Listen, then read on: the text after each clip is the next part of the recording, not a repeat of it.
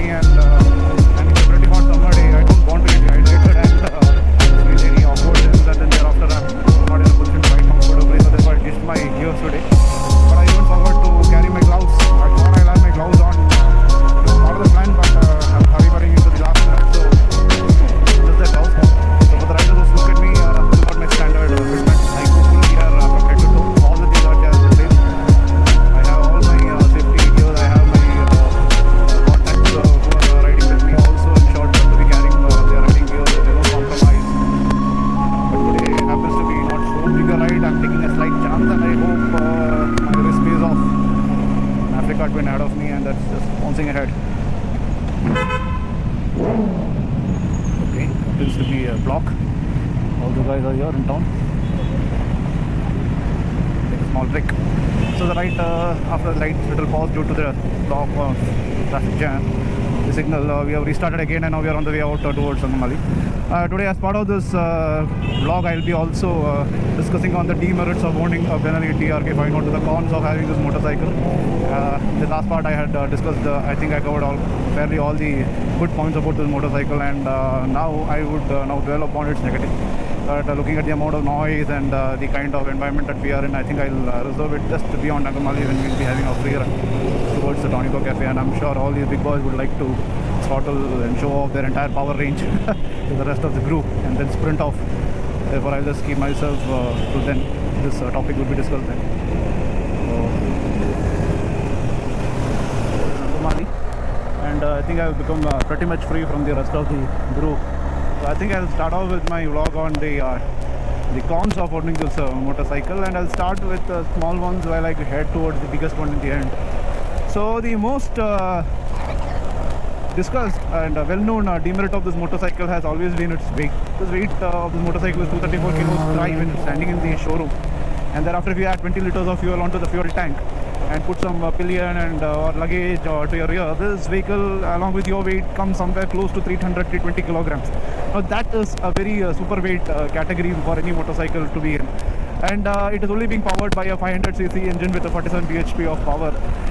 In my 20,000 kilometers of riding, including this ride that I'm doing, I never felt that this motorcycle is anywhere lacking in power, because in the underbelly there is always a lot of power, reserve power ready to be given back to you. Especially if I see now I'm in the 6th gear, and if I ever head to the 5th or the 4th gear, there's always a lot of reserve power in the RPM ranges of 4,500 to the 5,500 range, a lot of power. But notwithstanding, the weight is always something which is inherent to this motorcycle. There's nothing much you can do about it. And this will become an annoying issue when you are trying to handle this motorcycle in static conditions. We're trying to take it out of a parking lot, you're trying to push this vehicle. No, it doesn't happen like that. If you ever have a puncture on the highway such as this, you just have to stop the motorcycle and just fix the puncture, or call for help, or call for RSA or something. It is not like any of the other bikes that you can just push it and maybe get it till some place. It comes with tubeless tires, so at any point in time it is very convenient to fix a puncture, but otherwise for its weight it's very difficult to handle in a static condition. I have had quite a few falls on this motorcycle. In my previous motorcycles I remember having a fall until unless I went into a wrong place. But these kind of motorcycles, just in a static condition you can have a fall. Coupled with the problem of weight is its power to weight ratio. That is yet another demerit, I'm sure, which you go buying for the motorcycle. The other brands would always highlight it out to you. It has a very poor power to weight ratio. Of course, it's a twin cylinder engine, and when twin cylinder engines are there is quite a lot of vibration, and there is quite a lot of power which is expected to be generated. But now the problem is when the vehicle is top heavy, when you have a lot of weight to the top and to the forward, the engine is not in a certain position to propel this motorcycle forward, and it always faces the resistance backward because of its slightly less power as per the world.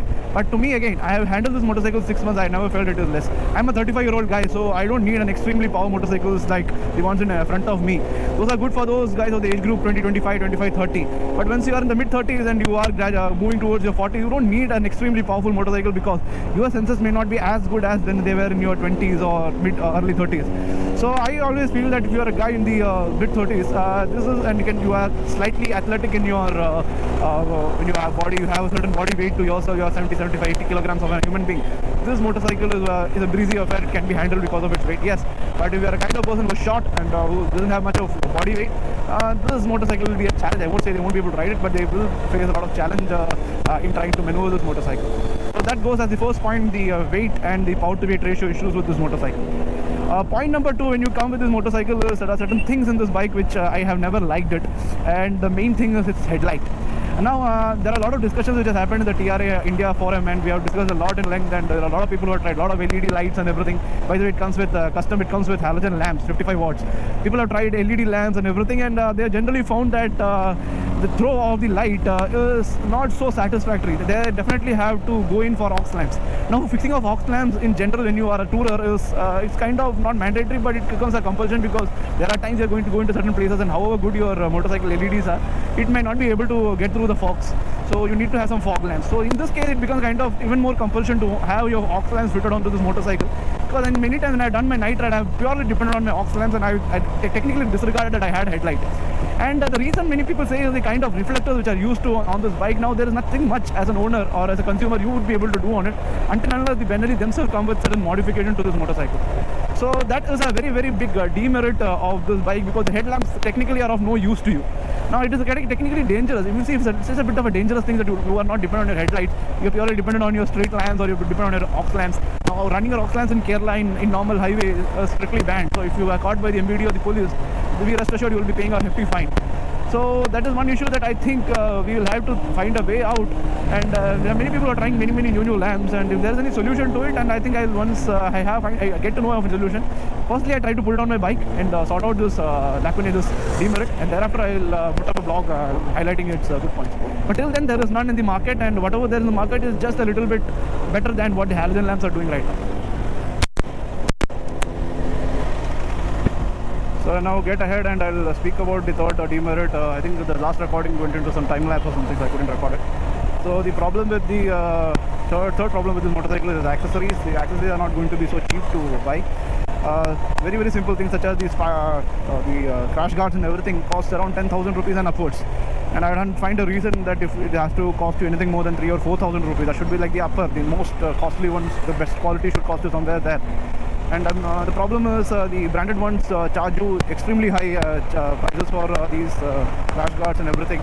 Maybe the reason is that these bikes don't sell in so big numbers here in India. So whatever accessories that are being sold, they are by the branded ones are expensive, and when the local ones try to imitate them, they are again costly, but well out of the zone of sensibility. So this is an issue, and I think this doesn't have any quick solution. There's no quick fix to it. We'll have to buy the motorcycle. If you're planning to put accessories, they're going to be costly. Coming to the point number 4, that is the problem with the seat height of this motorcycle. The seat height of this motorcycle is, in this motorcycle particularly, is 800 mm. So 800 mm is okay if you are kind of a rider who is 5'8", 8.5" like me, has around 75 to 80 kilograms of weight. You can manage it. I'm tiptoeing, flat foot tiptoeing on both sides if you see. And I don't have a problem with this motorcycle. Good time to show that I can control this motorcycle. But the problem is, if you are a slightly shorter person and if you are not kind of a person who has any experience of handling a heavy motorcycle, you're bound to fall down a lot. So those things have to be factored in when you are planning to buy the motorcycle. Are you able to sit on the seat comfortably without any weight, any pillion, and tiptoeing? Therefore, when I wanted to buy my 502, I also had a consideration of 502X. It has a seat height of 840 mm, and that was literally very uncomfortable for me, and I was not able to balance the bike between my two legs. So I had to let it go. I always would have preferred to go for an off-road version, but I couldn't help it and had to make up my mind, and I went for the 502. Now I'll come to the fifth and the most major point of the ownership issue. That has been the spares and the service. Starting with the spares. The spares for this bike generally comes from China, and it is supplied through the BENELLI India's showroom and warehouses at Hyderabad. So if your service center said that there is a certain spares which would be required and they are not having it in stock with them, then this item would take around any time between 2 to 6 weeks to fetch up in your service center. So if your vehicle is incapacitated at that point in time, then it will remain incapacitated for that amount of time, for the want of spares. So these are the issues with the spare. But to be honest, I think in the last 3 years, since I have heard from many of my other owners in Pan India, the spare issue has been sorted out very much regularly, and not much of major issues are there. But if you are going to burn up your clutch plates, or have an engine problem, brake issues, or damaging your fenders in an accident or something like that, then be assured these items will have to actually come from China if they are not already in stock. And then it would take nearly 6 to 8 weeks for this item to be made available to you in your service center. So spares is generally an issue, but in my particular case, I have been very lucky. Once I had an issue with the engine warning lamp going on in middle of a night ride, and I was literally shocked, and I couldn't make up my mind, should I just stop the bike and call for an RSA or what to do. I just turned the vehicle around and started heading towards Kochi to the service center, and the moment I reached there, they just inspected the vehicle, diagnosed it, and told me that the pump is cracked, the fuel pump is cracked. They immediately replaced me the item for me, and then did it all under the warranty of the motorcycle, and saved me 15,000 rupees. And also some other component of the bike which I don't want to name it here, that also, which is not supposed to be replaced under warranty, had gone bad, and because of my mishandling, and even that they also helped me out. So I would say that the spares, if they are available, they are generally done with very immediately, and if they are not available, then they are sourced very immediately. The system is in place, but if it is a certain difficult item, then that would take a long time to come, and the spares are not easily available in the aftermarket, and I would not recommend, because the 4-year warranty clause says that if you place anything aftermarket and that degrades the performance of the motorcycle, then the company is not liable to do any repairs or something. So that is one part regarding the spares. Regarding the service, now you need to remain in mind that there are no free service for this motorcycle. The first 3 services are chargeable, and service every 6,000 kilometers or every 6 months. Mine costed me 8,500 for the first 1,000 kilometer. It included an oil change and a ridiculously high amount of 3,500 for the labor. That is something I have not been able to digest since the day one, and even though I knew this is going to be a problem with this bike's ownership, I'm still trying to get my head wrapped around this fact.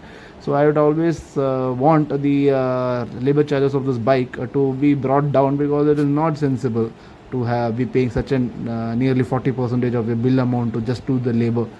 And you have to be now logged in with the brand for the next 4 years, so that becomes a big problem, because your initial cost of ownership is very less, much lesser than other bikes, and the cost of just being an owner of this bike is something altogether different. Eventually, for a 500cc bike, I don't think this is a justified amount of price that can be given. And I also have my grudges that the 6,000 kilometers is a far too lesser number of kilometers, especially for a hardcore rider such as I am, because the Triumph does it for 16,000, the Honda does it at 6,000. Yeah, it does it at 6,000, but then the service charges are much lesser, and then the Kawasaki, the Suzuki, the Jab bikes, they are generally at 10,000. So Harley is at 10,000 if I'm not wrong. Then these are the kind of bikes do give you a certain amount of ownership kilometers before you go in for servicing. 6,000 is a little too less, because if I decide to go for certain small rides across 2 states, I'll be heading into the service center and paying a hefty bill there. So this is something I will not be able to get my head around, but still the ownership is ongoing, so I think it'll just get digested eventually. Therefore, those who are going to buy this bike, please bear in mind the service costs are going to be really high. The spares availability is going to be issue. You need to be very careful when you ride your motorcycle wherever you take them. If you have any issue with the bike, I think the bike will remain locked out of your use for next 2 weeks or 3 weeks, or maybe even a month and 2. So ladies and gentlemen, I think I have pretty much summed up all the negatives that are there about this bike. There is an issue with the vibration, which I don't want to highlight, because I am a kind of person who wants to have some vibration. BENELLI engines are known for high vibrations, but this bike, to me personally, the particular model, this particular bike does not give me much of vibration, all within the limits. Slightly vibrating somewhere around the foot pegs and the tank area, and maybe little into the seat when you go into the higher rev ranges of 7,000 and 8,000 when I was doing my end. But other than that, I never felt much of vibration on this bike. And one last point, I would think it will be a minor point, is regarding the electricals of this bike. These are all Chinese electricals, and any wrong placement of fog lamps and not handled by expert technicians can literally burn up your entire circuitry, and then the bike will be locked out for next 2 months.